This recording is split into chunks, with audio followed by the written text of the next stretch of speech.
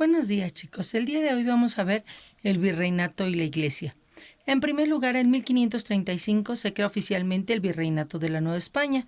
Era una entidad administrativa y territorial que comprendía tanto tierras del norte y Centroamérica, además del Caribe.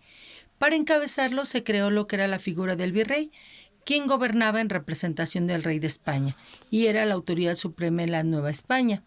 Sus principales funciones eran supervisar el buen trato a los indígenas, apoyar a la Iglesia Católica en la evangelización de la población, crear instituciones dedicadas a lo que era la educación y la beneficencia pública, decretar leyes y otras disposiciones que regulaban la salubridad y la moral de la población, residir en lo que era la Real Audiencia y dirigir la impartición de justicia, designar a los funcionarios que iban a participar en el gobierno novohispano y que no habían sido nombrados por el rey, mandar a los militares y organizar campañas de conquista, reprimir rebeliones, resguardar los fondos públicos, etc.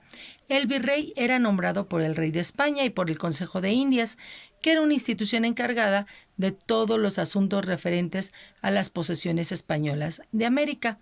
El cargo era por un tiempo indeterminado, así que muchos gobiernos podían durar muchos meses o aproximadamente hasta 15 años, según lo fuera la voluntad del rey. El Palacio Virreinal o Palacio de los Virreyes fue una construcción ubicada al oriente de la plaza central de la Ciudad de México. Fue comprada por la corona a los herederos de Hernán Cortés en 1563. A partir de entonces, el inmueble fue sede principalmente de las autoridades coloniales y allí residen los miembros de la Real Audiencia, el virrey de la Nueva España y obviamente su familia, así como algunos sirvientes o individuos relacionados con el poder. Durante la época de la colonia, el Palacio Nacional fue conocido como el Palacio Virreinal. Es lo que ahora nosotros conocemos, ¿no? El Palacio Nacional era el Palacio de los Virreyes. Al concluir su mandato, el virrey debía afrontar un juicio de residencia.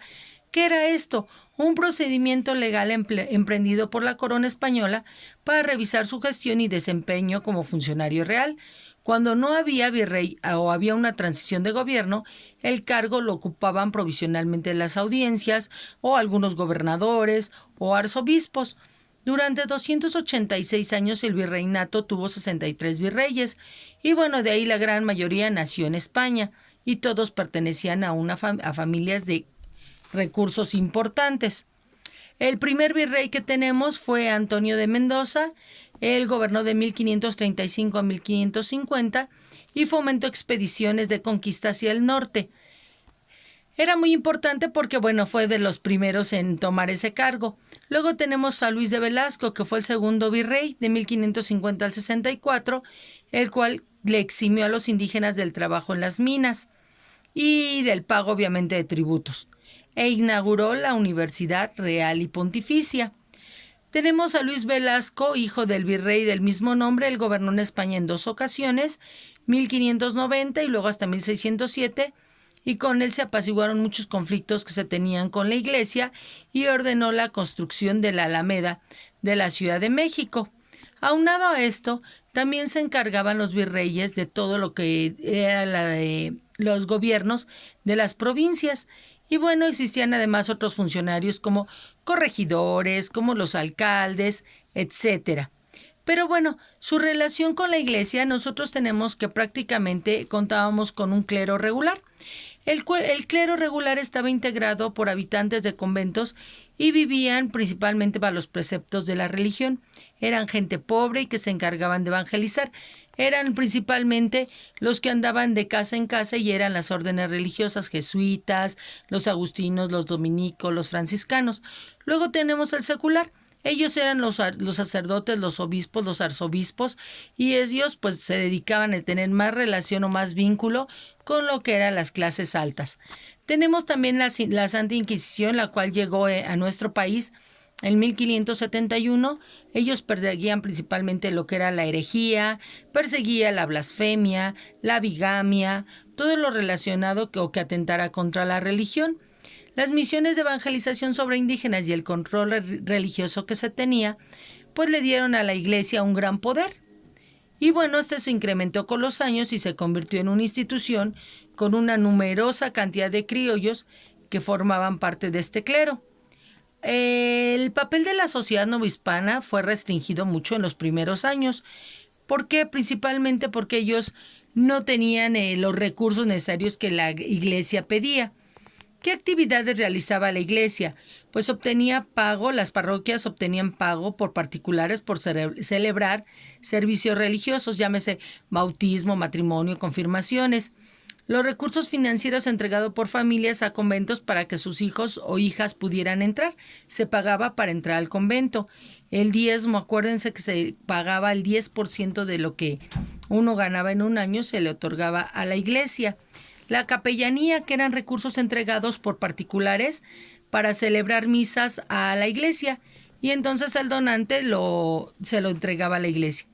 La iglesia también recibía donaciones, limosnas que los creyentes enviaban, principalmente cuando fallecían. En lo que era el clero regular y secular se convirtió en propietario de casas, de conventos, de templos, de haciendas, de ranchos, etcétera, porque la corona también les otorgaba. Los bienes de fundación eran propiedades cedidas por particulares a la iglesia para fundar algún convento, algún templo, hospital, colegio, o sea, gente que le cedía a la iglesia ciertas propiedades para que fundaran ahí sus instalaciones, opciones instalaciones. Muchos de los bienes de la iglesia, como eran las haciendas, los ranchos, las tierras, eran administrados por particulares, quienes le daban una renta al clero por habitar o por trabajar la propiedad.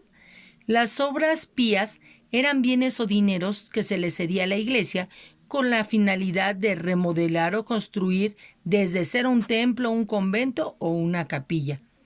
Y bueno, ante la ausencia de bancos, pues la iglesia se convirtió en la principal prestamista de Nueva España, pues otorgaba crédito a todas las personas, instituciones, inclusive a la misma corona española.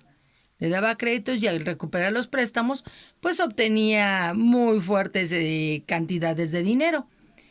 Es muy difícil saber cuánto es lo que la iglesia llegó a acumular en riqueza, pero sí se puede pensar que algunos dicen que alcanzaron 1.3 millones de pesos en la época del siglo XVIII. Y en el siglo XIX, a finales, ya la iglesia era propietaria de más de casi la mitad de todos los inmuebles en la Ciudad de México. Entonces, muchos clientes de la iglesia pues realizaban operaciones de crédito, como eran rancheros, hacendados, mineros, y esto pues le beneficiaba demasiado a la iglesia. Ok, jóvenes, espero que nos haya quedado un poquito cómo es la relación entre el virreinato y la iglesia, y si hay alguna duda, estamos en el foro y ahí la comentamos. Nos vemos. Bye.